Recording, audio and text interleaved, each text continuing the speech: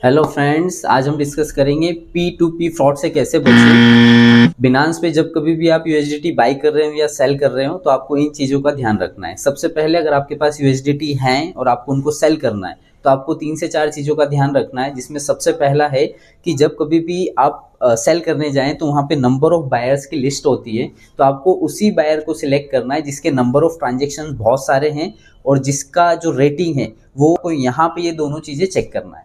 Secondly, अगर आपसे buyer third party payment के लिए डिमांड करता है कि यार मेरे अकाउंट में लिमिट नहीं है या और कोई बहाना बनाता है तो उसे क्लियरली नो कहें। थर्डली, अगर इंस्टॉलमेंट्स में पेमेंट आता है तो आप चेक करें कि एग्जैक्ट अमाउंट आ रहा है, ना कि ज़्यादा ना कम। ज़्यादा या कम में 1 रुपये भी ज़्यादा या कम होता है तो उस ट्रांजेक्शन्स को रिपोर्ट करें।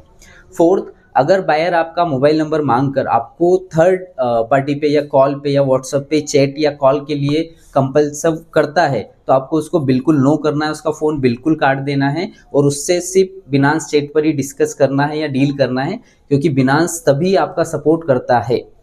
फोर्थ, अगर आपका ट्रांजेक्शन्स होता है और आपको स्क्रीनशॉट सामने से आ जाता है तो आपको स्क्रीनशॉट पे बिलीव नहीं करना है, आपको अपना पर्टिकुलर यूपीआई पे जाके या बैंक स्टेटमेंट में जाके वो अमाउंट चेक कर लेना है कि क्या मुझे एग्जैक्ट सेम नेम से और सेम अमाउंट रिसीव हुआ है। उसके बाद ही आपको यूएसडीटी रिलीज करना है।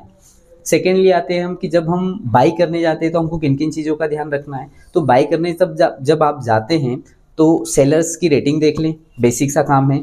सेकेंडली, जब बाई के लिए आप यूएसडीटी करते हैं तो पेमेंट जिस स्क्रीनशॉट पे या क्यूआर पे कर रहे हैं उसका नाम चेक कर लें कि सेलर का और पेमेंट जो स्क्रीनशॉट क्यूआर दिया है उनका दोनों का नाम सेम है। तो इन चीज़ों का आपको ध्यान रखना है। ऐसे ही वीडियोस अगर और भी आप फ्यूचर्स में चाहते हैं तो इस चैनल को सब्सक्राइब कर लें। वीडियो अच्छा लगा हो तो इसे लाइक कर दें। Thank you.